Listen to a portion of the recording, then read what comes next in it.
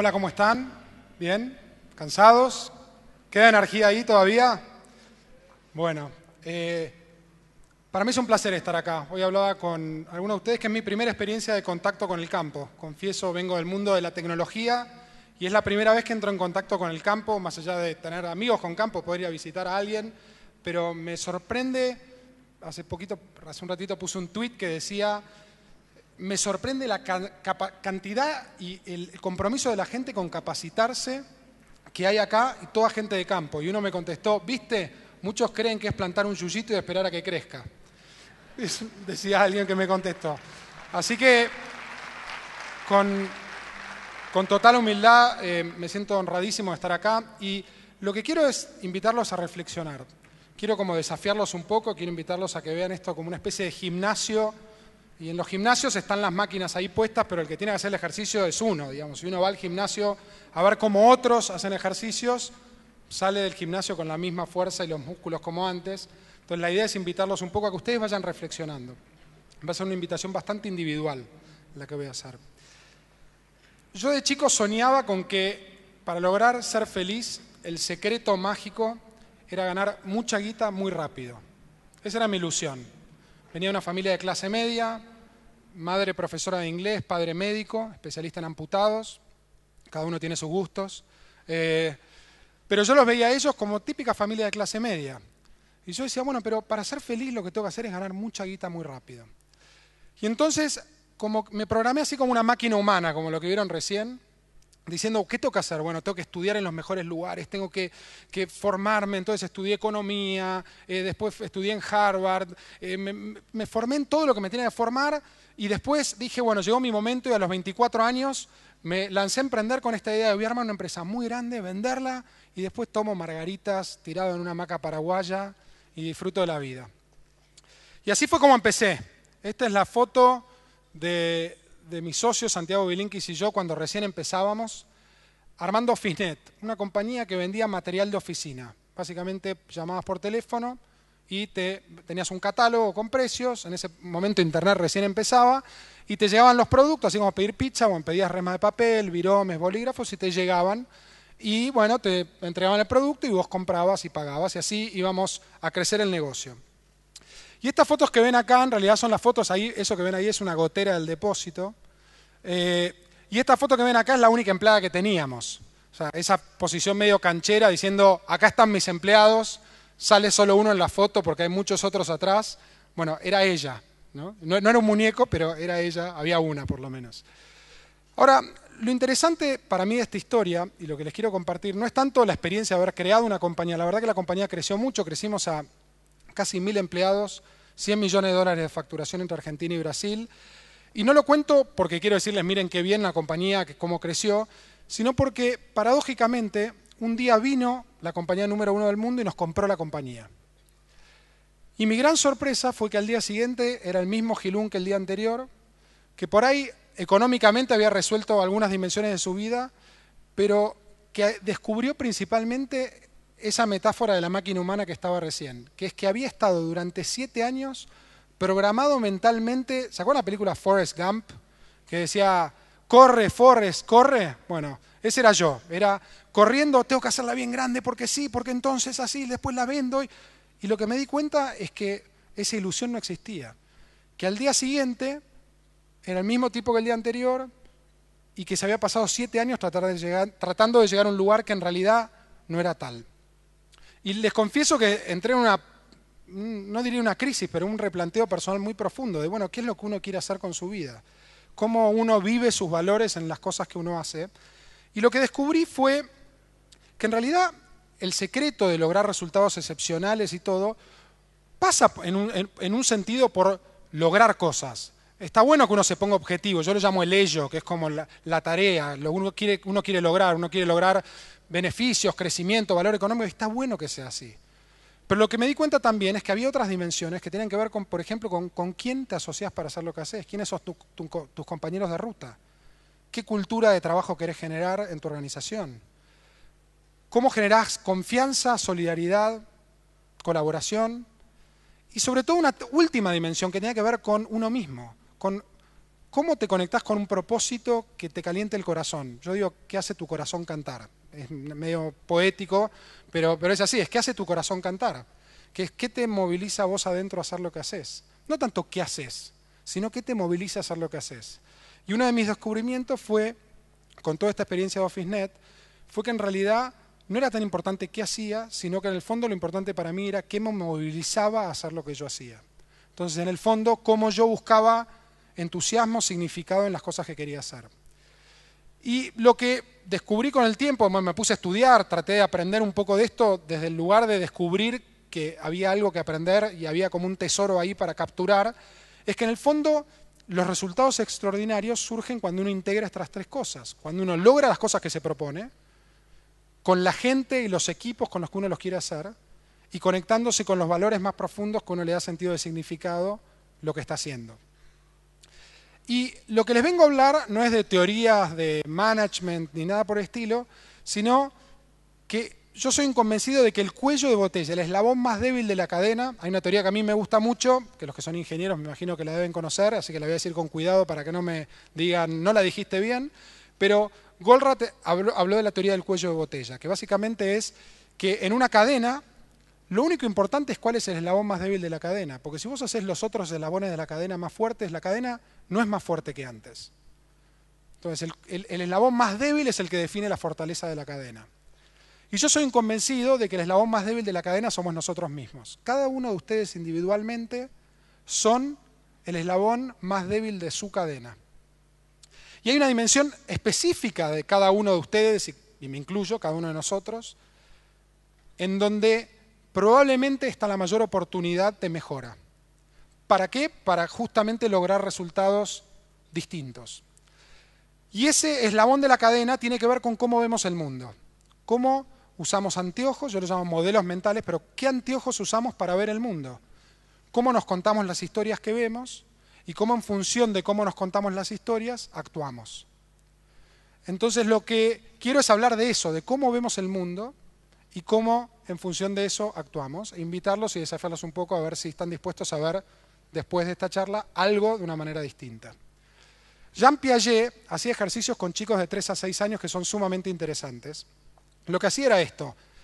Agarraba a un chico y le decía, bueno, mira, ¿ves, nene, que acá de un lado la cara del cubo es roja? Sí, decía el chico. Bueno, ¿ves que el lado opuesto de la cara es verde? El chico le decía, sí, lo puedo ver. Le decía, de un lado verde, del otro lado rojo. Entonces le decía, bueno, ahora te voy a hacer un ejercicio. Y le mostraba la cara roja y le decía, ¿qué color ves? Y el nene de 6 años decía, rojo. Le decía, ¿qué color veo yo? Y el chico de 6 años decía, rojo. Le decía, no, te lo voy a hacer de vuelta, a ver si lo entendés. Mirá, ¿ves? Ahora te lo muestro del otro lado. ¿Ves que un lado es verde? Sí. Bueno, el otro lado es rojo, sí. Bueno, mirá, ahora te muestro la verde. ¿Qué color ves? Verde. ¿Qué color veo yo? Verde. Un chico de 6 años no tiene la capacidad cognitiva de entender que la manera en que otros ven el mundo es distinta a la manera en que uno ve el mundo. Creen que la gente básicamente ve el mundo igual que como ellos lo ven. Y yo me apasionan mucho estos temas y trabajo mucho en casa, es un laboratorio viviente con mis 4 hijos y mi mujer, y siempre, bueno, con mi mujer tenemos diálogos y ella siempre me dice, literalmente me dice, no sé si tenés 41 años o hace 35 años que cumplís 6. Me dice, ¿no? Cuando no nos ponemos de acuerdo. Pero bueno, pero básicamente la invitación es, uno ve el mundo de una cierta manera y actúa y toma decisiones en función de eso.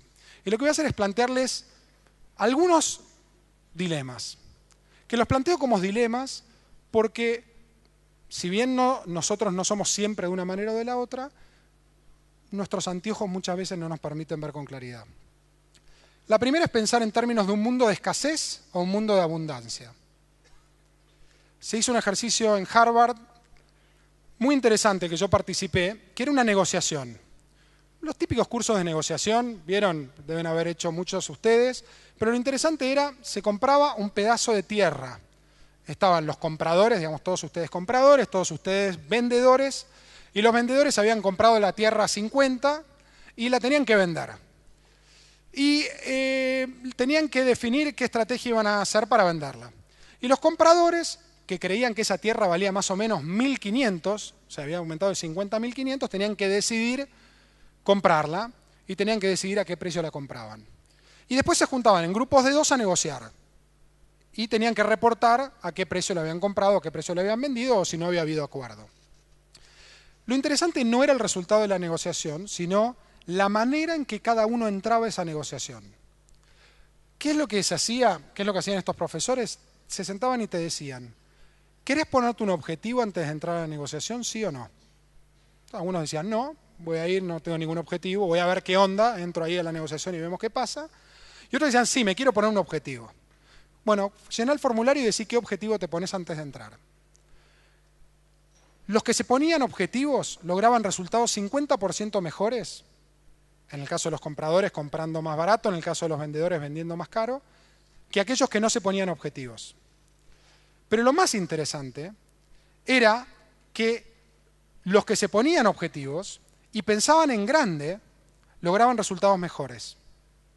O sea, el que pensaba que iba a comprar a 1000, compraba a 1900, 1050. Y el que pensaba que iba a vender a 100, vendía a 90, 110.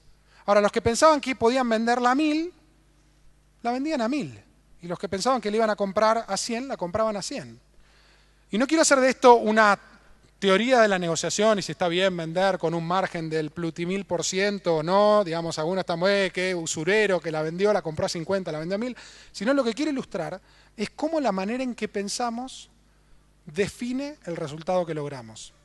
Y cómo la manera en que nos limitamos y pensamos a veces en un mundo de escasez impacta nuestra capacidad de generar un resultado distinto.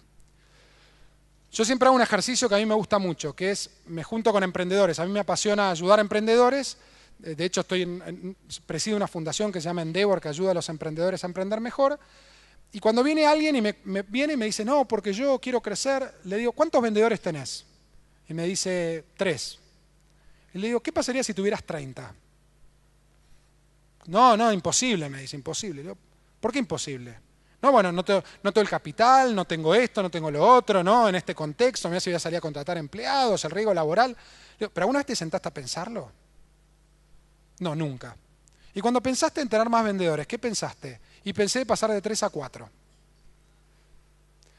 Entonces, pensar en un mundo de abundancia es pensar por un factor de 10. De la manera en que ustedes piensan, pregúntense qué pasaría si fuera 10 veces más grande, si tuviera 10 veces más vendedores, 10 veces más superficie. No digo que eso lo va a convertir en realidad, pero lo que les puedo asegurar es que si no piensan en esos términos, eso nunca va a ser realidad. Yo tengo una anécdota personal. Cuando empezamos OfficeNet, esta compañía, el que más facturaba en la industria de material de oficina facturaba entre 5 y 10 millones. Me acuerdo estaba Freiberg acá, creo, en Córdoba, no sé si sigue estando o no, me imagino que sí, que facturaba más o menos eso. Y nosotros fuimos a los proveedores muy cancheros a decir, nosotros vamos a facturar 100 millones de dólares, le decíamos a todos, unos así jóvenes medio irreverentes, vamos a facturar 100 millones de dólares. Y nos decían, no entendés, la gente que factura 5 o 10. O sea, eso es ser grande. No, pero vamos a redefinir la industria. Se puede facturar mucho más de lo que pensábamos. Y entonces, re cancheros, armamos la compañía y todo, hasta que un día conocí a alguien que había empezado la compañía casi al mismo tiempo que nosotros en Boston. Y me acuerdo que lo voy a ver, muy canchero, decirle, bueno, nosotros facturamos 100 millones de dólares, bueno, vamos a facturar 100 millones de dólares. Me dice, ok. Entonces le digo, ¿y ustedes cuánto facturan? 10.000 millones, me dice. ¿Cómo? 10.000 millones. Y yo salí de ahí diciendo, qué pichi que soy, por Dios, cómo pienso en chiquitito. Y creo que todas son ciertas, es toda una cuestión de grados. Es cómo uno se define un horizonte y en función de eso cómo empieza a construirlo. Así que ese es el primer dilema que yo les quería plantear. El segundo tiene que ver con algo que yo llamo inocente o poderoso. Y me gusta mucho poder plantearlo acá porque sé que no la tienen fácil. Y sé que entre, 85% de carga impositiva, más inundaciones, más, sequía, más no sé qué, es como jugar a la tómbola a veces. Entonces, por eso en particular me interesa mucho plantear este tema acá. Y lo quiero plantear de una manera muy simple y muy cotidiana. Levanten la mano los que viven en la ciudad. A ver, quiero ver. Perfecto. Bueno. Levanten la mano los que viven en una ciudad de más de 200.000 habitantes. Perfecto. Vamos a suponer aquellos que están en ciudades de más de 200.000 habitantes o aquellos que visitan ciudades, Buenos Aires, Córdoba, ciudades populosas, llegan a una reunión 9 de la mañana, tenían arreglado una reunión 9 de la mañana, llegan y alguien entra 9:30, llega tarde. Y vos vas y le decís, ¿por qué llegaste tarde? ¿Qué es lo que 99,9% de la gente dice por qué llegó tarde? Tráfico, perfecto. Acá estamos arreglados para que vaya eligiendo las transparencias en función de las respuestas que ustedes van dando. ¿Está bien? Tráfico. O sea, la idea es, estaban estos 950 personas manejando al mismo tiempo que yo por la misma calle por la que yo iba. Ahora, esa es una parte de la historia. Y supongamos que es verídica. Podemos decir que están los bolaceros que dicen tráfico y no había tráfico, y los que realmente salieron y había tráfico. Vamos a agarrar este grupo porque, digamos, lo dejamos de lado, supongamos que no son bolaceros, que es verdad, salí y había tráfico. Ahora, ¿cuál es la otra parte de la historia? La otra parte de la historia, que también, y no la hace incompatible con el tráfico, es a qué hora salí de mi casa. ¿Están de acuerdo? O sea, en el fondo, llegar tarde a un lugar es la perfecta combinación matemática de dos factores, que es la hora a la que salgo, combinada con el tráfico. Ahora, lo interesante es dónde ponemos el foco cuando nos contamos la historia. ¿Por qué? Porque cuando hablamos del tráfico, estamos hablando en tercera persona, es el tráfico. Cuando decimos no salí suficientemente temprano de casa, estamos hablando de uno mismo. Estoy hablando de mí.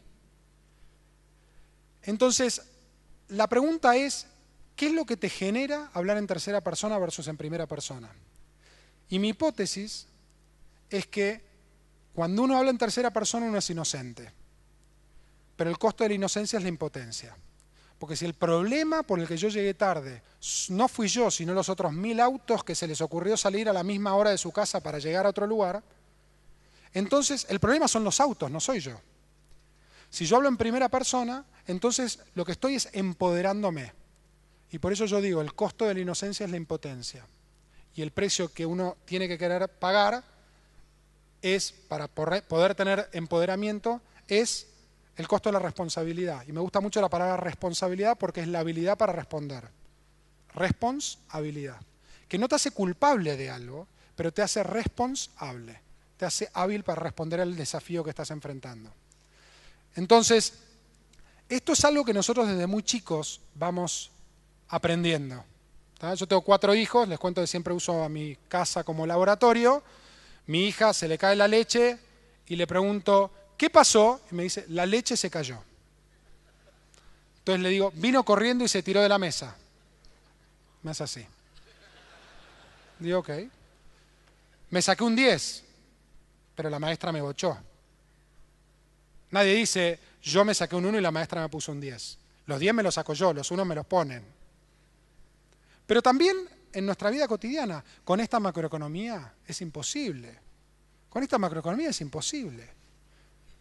Lo que no está negando que la macroeconomía pueda ser compleja.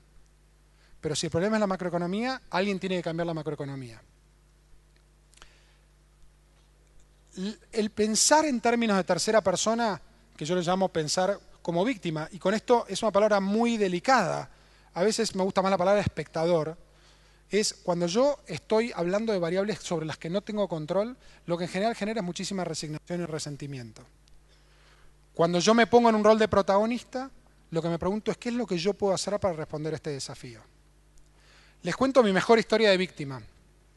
Les conté que vendimos esta compañía, pero el primer intento fallido de venta fue en noviembre del 2001. Miren el timing, ¿no? Un visionario lo mío. Venía el presidente mundial de Staples a visitar OfficeNet. Uno de los 100 líderes ejecutivos de Estados Unidos, no sé qué, bueno, viene. Claro, había planificado 2 meses antes el viaje. Cuando se iba acercando la fecha, el clima se iba poniendo un poquito más tenso en Buenos Aires, ¿no? Entonces me acuerdo que ya para cuando venían, que vino a fin de octubre, ya la cosa estaba complicadísima. Entonces armamos un sistema que fue como teníamos muchas camionetas con celulares y handys que se iban hablando y se iban transmitiendo información, lo que dijimos fue, vamos a hacerle la gran Truman Show. ¿Está bien? Entonces, se van hablando, dicen, no agarres, Figueroa Alcorta, están saqueando, Paseo Alcorta, listo, doblamos. Entonces, claro, iban hablando entre los choferes, el chofer que lo había ido a buscar, nosotros estábamos subidos ahí, me acuerdo que el señor en un momento dice, ¿por acá no pasamos ya? Me dice, no, pero te queríamos mostrar, porque es una zona muy linda, que el día de mañana si quieren abrir locales. No solo eso, me acuerdo que a la noche le íbamos a llevar a cenar. Y claro, nadie salía a cenar. Y no queríamos que se llevara la imagen de que en realidad nadie salía a cenar. Entonces lo que hicimos fue, empezamos a mandar a los choferes a la noche para que nos dijeran qué restaurantes tenían gente. Entonces nos dicen, Rodicio de Costanera, la mitad de las mesas ocupadas, ahí vamos. Y así fue, se volvió, después de Rodicio, el día siguiente, todo, dijo, che, la verdad, bien, nos encantó, nos gustó mucho todo. 2 semanas después empiezan a aparecer en CNN camionetas prendiéndose fuego al lado del obelisco. Una cosa así, me acuerdo un día llama y dice, Andy, esas camionetas que se prenden fuego, esa es la ciudad que yo visité hace 2 semanas. Sí. Bueno, como te imaginarás, no vamos a avanzar con la transacción. Habíamos estado 6 meses invirtiendo tiempo para lograrlo. Se nos había caído, y no solo eso, sino que nuestras ventas en dólares, del 1-1 al 3-1, se habían pulverizado. Tenía inversores externos que habían invertido en dólares, que tenían derechos a cobrar en dólares. Lo cual, básicamente, destrucción de valor absoluta. Esa fue mi mejor historia de víctima, porque yo empezaba a pensar y decía, qué injusticia, qué injusto es el mundo. Yo acá, emprendedor honesto, construyendo valor, 5 presidentes en 10 días, ¿por qué me pasa esto a mí? O sea, me empecé a contar historias de víctimas que en el fondo lo que buscaban era que me hiciera inocente. Ahora fue pasando el tiempo y yo no me daba cuenta hasta que un día alguien vino y me dijo, pero pará, si no te ves como parte del problema, no te vas a ver como parte de la solución. Y esta frase me caló profundísimo. Vos no sos el problema, pero te tenés que ver como parte del problema. No porque vos seas el que pueda cambiar la realidad, pero porque vos tenés que preguntarte qué es lo que podés hacer al respecto. Y este segundo dilema que me gustaría dejarles es este dilema de inocente o poderoso, que es cómo podemos empezar a contarnos las historias de una manera distinta. Y yo sé que Argentina a veces te escribe unos guiones de víctimas fabulosos, o sea, nos ganamos el Oscar, digamos. La verdad es que muchas veces la dificultad de emprender en la Argentina es enorme y el contexto es sumamente desafiante, pero así y todo la pregunta es cómo te contás la historia. Y cómo decidís contártela es parte de cómo podés generar un resultado distinto. Siempre hablo con mi mujer y cuando viene y se queja, le digo, ella me dice a mí lo de Piaget, del ejercicio del cubo, y yo siempre le digo, si no te ves como parte del problema, no te vas a ver como parte de la solución. Siempre le digo. Y ella me dice, no me vengas con las charlitas a casa. ¿Está bien? El tercero, yo lo llamo héroes versus equipos. Yo sé que muchos de ustedes son grandes héroes. Viven en el campo, trabajan la tierra, producen, forjan una Argentina pujante y son el corazón de lo que es la economía argentina. Yo tuve la suerte de conocer muchos líderes de muchas compañías, sobre todo de tecnología, así Michael Dell, Bill Gates, ese perfil de personajes. Y lo más interesante fue ver que detrás de esos grandes héroes individuales había equipos impresionantes. Pero más allá de equipos impresionantes, lo que había era una manera de pensar como equipos impresionantes. Y la manera para mí de ilustrar este desafío o este dilema de héroes versus equipos es con el fútbol. Les quiero simplificar el mundo del fútbol en ataque y defensa. Vamos a poner que hay atacantes y hay defensores. Vamos a agarrar un equipo al azar, el glorioso River Plate, por ejemplo, para agarrar así un equipo al azar. ¿Está bien? Gracias. Gracias. Gracias, gracias. Listo, terminó la charla. Un placer, No. River Plate. Tenemos al Trapito Barovero, que es el arquero, para simplificar, y tenemos a Teo Gutiérrez, que hasta ahora no le cuesta mucho meter goles, pero el ataque. ¿Cómo definimos el éxito de los atacantes? Si tuviéramos que decir, ¿por qué Messi es un genio? Por los goles que hace. ¿Están todos de acuerdo? Medimos al atacante por la cantidad de goles que hace. ¿Cómo medimos un buen arquero? Por la cantidad de goles que no le hacen. ¿Está bien? Entonces, si tuviéramos que simplificar, diríamos, los atacantes se los mide por la cantidad de goles que hace, los defensores se los miden por su capacidad de que no le hagan goles. Hasta ahí me siguen todos, ¿no? Supongamos que jugamos 3 partidos. El primer partido perdemos 5-4, el segundo empatamos 0-0 y el tercero ganamos 2-1. Si sos ataque, ¿cuál elegís? Epa, ahí un run. No, bueno, a ver, perder 5-4, metí 4 goles. Soy ataque, metí 4 goles. Y si soy defensa, bueno, el segundo no me metieron ningún gol. Y estamos todos de acuerdo que el resultado obvio y lógico es ganar 2-1. Muchas veces la optimización del sistema individual lleva a la estupidez colectiva. Muchas veces estar pensando en el objetivo primario que yo tengo a nivel individual hace que pueda llegar a elegir perder 5-4 porque metí 4 goles en vez de ganar 2-1. Y este dilema de pensar en equipo y realmente optimizar el sistema global, aún estando dispuesto a suboptimizar el subsistema, es una de las cosas que define a los grandes emprendedores en su capacidad de lograr resultados extraordinarios, que es cómo lográs pensar en el sistema global. Me contaban en el almuerzo muchísimo de todos los trabajos de colaboración que se hace desde CREA, con distintos de ustedes en distintos procesos de investigación y cómo después ponen muchas de las cosas que se investigan al servicio de toda la red y cómo eso después lo pueden capturar todos. Bueno, pensar en equipo es estar pensando con los otros, es estar pensando con lo que tenés al lado y entendiendo cómo podemos hacer sacrificios individuales en pos de conseguir un resultado mejor para todos. Después de que vendí OfficeNet, armé una compañía en Estados Unidos con un socio brillante y gran persona que tenía que ver con ayudar a las grandes compañías a cambiar su cultura de trabajo y generar culturas más emprendedoras y todo eso.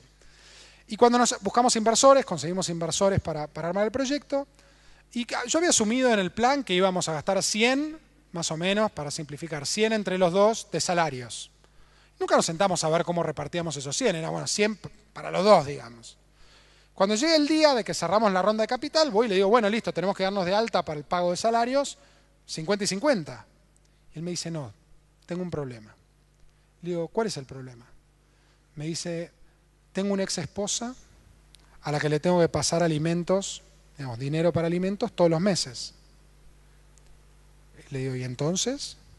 Y me dice, bueno, lo que yo te propongo es que de esos 100, 20 van para darle a mi esposa, que es exactamente lo que le tengo que dar, y de los 80 que quedan, 40 y 40.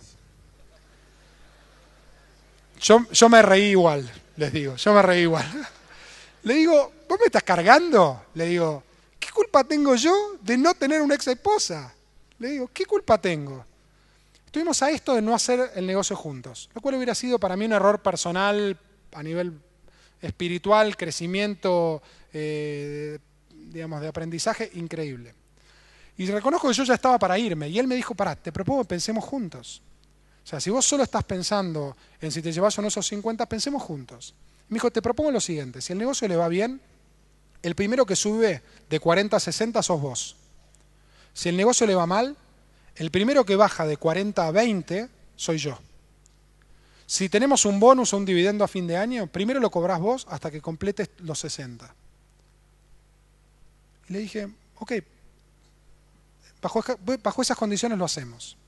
Y para mí fue el mejor ejemplo y mayor aprendizaje de cómo hay que pensar en equipo optimizando el sistema global, aún estando dispuesto a suboptimizar el subsistema. Y la atención básicamente es si ves la parte o ves el todo cuando tomas decisiones. Si ustedes se ven más allá de su propio espacio y se ven como una unidad o no y cómo toman decisiones en función de eso. El cuarto tiene que ver con ideas versus implementaciones.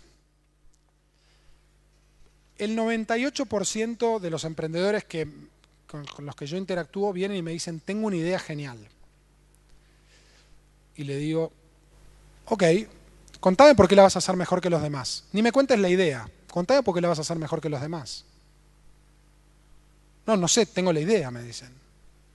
Digo, pero una idea no vale nada. Lo que valen son las implementaciones.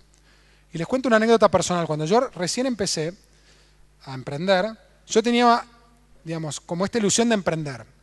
Y tenía este sueño con Santiago, con quien fundamos OfficeNet, de de que alguien, cuando termináramos la carrera, alguien viniera y nos pagara para sentarnos a pensar ideas geniales, y dijimos, si alguien viene y me garpa por pensar, se me va a ocurrir una idea buenísima, la voy a implementar y le va a ir bárbaro el que me dio la plata. Bueno, no encontramos a nadie, obviamente. Entonces me fui a trabajar a una empresa multinacional, pero tuvimos la suerte de que a los dos nos pusieron en la misma oficina y teníamos llave. Entonces cumplíamos nuestro trabajo, a las 6 de la tarde trabábamos y nos poníamos a pensar ideas para ver cómo podíamos emprender, que fue lo que terminó derivando en OfficeNet.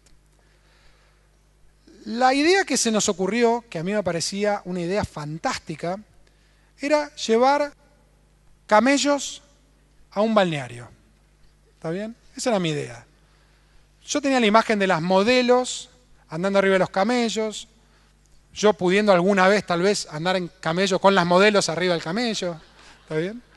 Alquilamos los camellos y hasta se me había ocurrido una idea que era bastante creativa, que era que algunos padres que tuvieran mucho dinero y que quisieran que sus hijos reciban en el Día de Reyes los regalos por parte de Melchor, Gaspar y Baltasar y pagaran $10.000, podían tener a los auténticos Reyes Magos entregándoles los productos a la mañana, que estaba buenísimo, porque a la mañana nadie iba a alquilar camellos, entonces podíamos aprovechar también eso.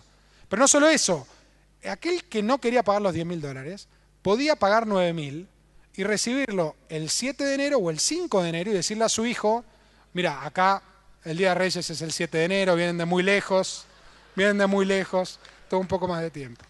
Y había llegado hasta la idea de que podía irme hasta el 25 de febrero y cobrar $100.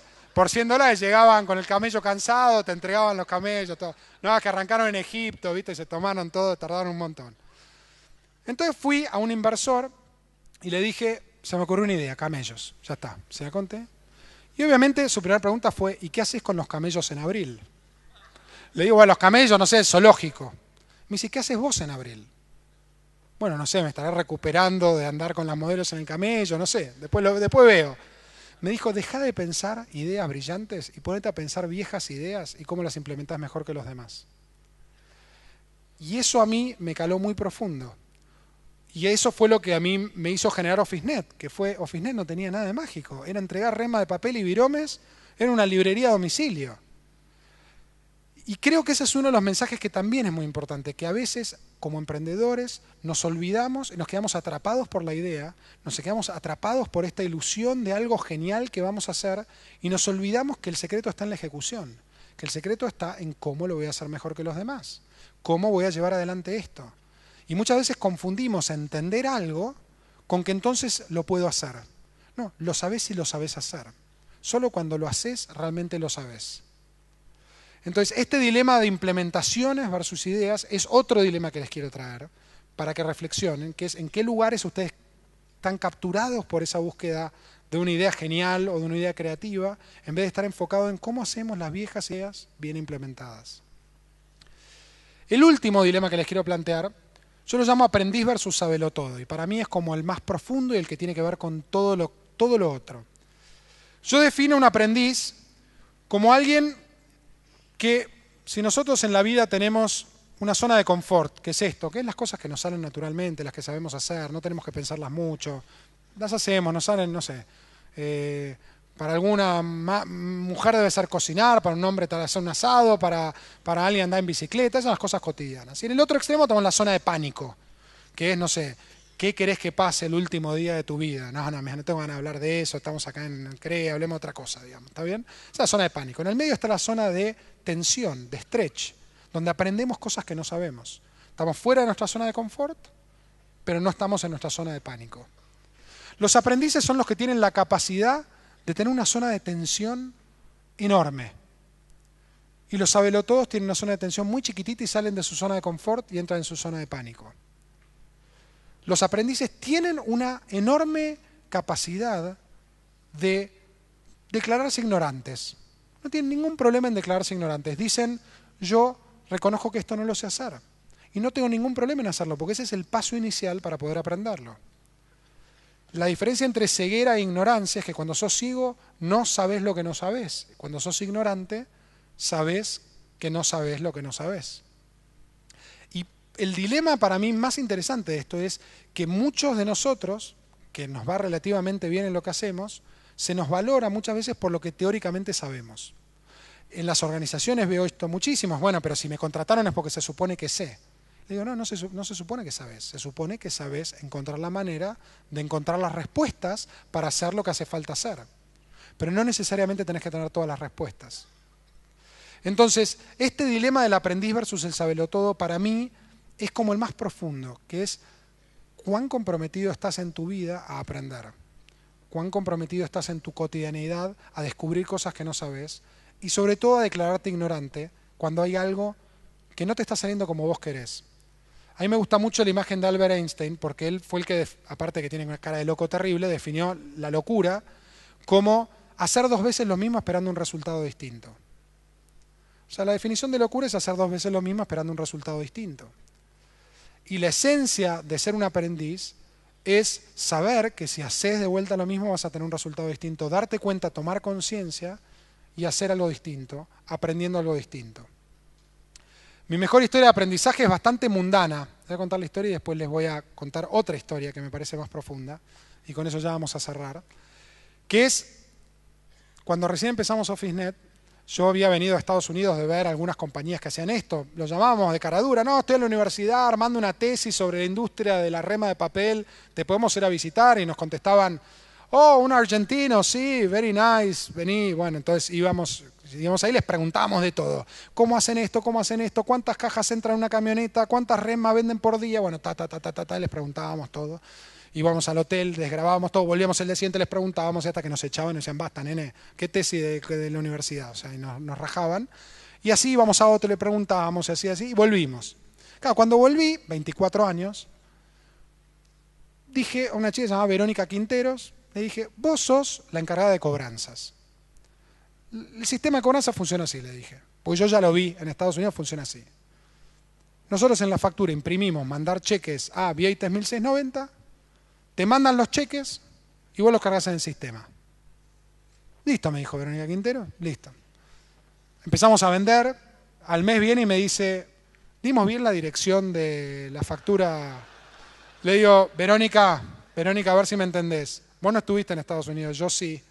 Te digo, el área de cobranzas, llegan los cheques por correo. 3 meses, 4 meses, todos los meses venía y me decía, ¿dimos bien la dirección? Sí. ¿Dimos bien la dirección? Sí. Bueno, sí. Y me acuerdo que el mes 6, estaba caminando por la 9 de julio, y veo una persona con una caja de OfficeNet, lo cual me emocionó, como se imaginarán, una emoción, ver a alguien que es tu cliente, con tu producto. Estaba llevando otras cosas en la caja, pero no importa, si tenía la caja algo habían comprado. Entonces me la acerco corriendo y le hago así medio disimuladamente, le digo, ¿vos le comprás a esta empresa? Me dice, sí. Le digo, ¿y qué tal son? Me dice, es espectacular. Me dice, tienen un catálogo, muy buenos precios, te entregan muy bien y nunca te vienen a cobrar. Entonces volví y le digo a Verónica, la verdad que no te estaba escuchando. En el fondo no te estaba escuchando. Pensé que la tenía tan clara que si seguíamos así nos fundimos dentro de 6 meses. Esta es una persona, no sé, me la mandó el destino porque apareció justo y me permitió darme cuenta de lo que no estaba viendo. Hoy el área de cobranzas de Staples, porque ahora es Staples, 22% de la nómina son cobradores. Tenemos una flota de camionetas, de motos que van y vienen, o sea, llegan, agarran al cliente, los dan vuelta, los agarran de los pies, los sacuden a ver si le cae una moneda y la agarran antes de que toque el piso. O sea, es así. Pero eso solo uno lo puede ver cuando lo ve. Y solo uno lo ve cuando uno tiene los anteojos enfocados en aprender y no solo en saber. Y me gusta mucho esta historia con la que voy a terminar, que es la historia de un erudito que había estudiado todo lo que había para estudiar de las artes orientales. Todo, se había leído todo, había escrito paper, disertado, todo, y ya estaba por escribir su libro final, póstumo, así, y cuando viene alguien y le dice, pero ¿vos conocés al gran monje de la casita del techo colorado en el Tíbet? Y dice, ¿pero qué escribió? No escribió nada. ¿Pero dónde disertó? No disertó en ningún lado. No lo conozco. Bueno, si no conoces a ese tipo, no sabes nada, no sabes nada. El tipo, obviamente desesperado, se había leído todo, va corriendo, se toma un avión, llega al Tíbet, va caminando, empieza a subir la loma, ve, 4ª casita, techo rojo, toca timbre así, todo transpirado, y sale un viejito tipo Shifu, el de Kung Fu Panda, ¿se acuerdan? Tipo así, y le dice, sí. Le dice, ¿usted es el gran maestro Zen? Sí. Dice, bueno, déjeme que le explique. Bueno, mire, yo me puse a hacer todas estas cosas, preparé un montón de materiales, he disertado, he estudiado todo lo que tiene que ver con religiones comparadas, con temas espirituales de Oriente y de Occidente, de los últimos siglos, y tengo una opinión muy crítica sobre muchos de... Y el otro miraba, ¿no? Ahí con la barbita, y de golpe le dice, tomamos té. Dice, ¿cómo? Tomamos té. Le da una tacita así, ¿no? En la mano. La tenía así y le empieza a servir té. Y el tipo le dice, bueno, pero mientras me sirve té, déjeme que le cuente, porque la verdad que yo creo y estoy convencido de que toda la teoría espiritual del hinduismo, y el tipo le iba sirviendo té, ¿no? Y le seguía contando y contando y contando hasta que en un momento el té empieza a desbordar. Y era agua caliente. El tipo le dice, pero no ve. Le dice, no ve, la taza está llena. Y el tipo le dice, exactamente, ese es el problema, que la taza está llena. Y la única manera en la que usted puede aprender a lo distinto es que primero vacía la taza. Entonces, este dilema de aprendiz versus sabelotodo para mí es muy profundo y tiene que ver con sus vidas cotidianas en sus organizaciones, sus vidas familiares, sus vidas con amigos y cómo vemos el mundo. Y los que realmente tienen éxito son los que tienen la capacidad de aprender más rápido que los demás. Los que tienen esa voracidad combinada con humildad, esa ambición combinada con humildad de querer llegar lejos, ponernos objetivos enormes, pero al mismo tiempo reconocer y saber que lo que no sabemos no lo sabemos y la única manera de aprenderlo es declarándonos ignorantes. Les dejo estos 5 dilemas para que los reflexionen como fin del día. De vuelta, escasez versus abundancia, víctima, protagonista, héroes versus equipos, ideas versus implementaciones y aprendiz versus sabelotodo. Y espero que les resulte muy, muy útil. Muchísimas gracias.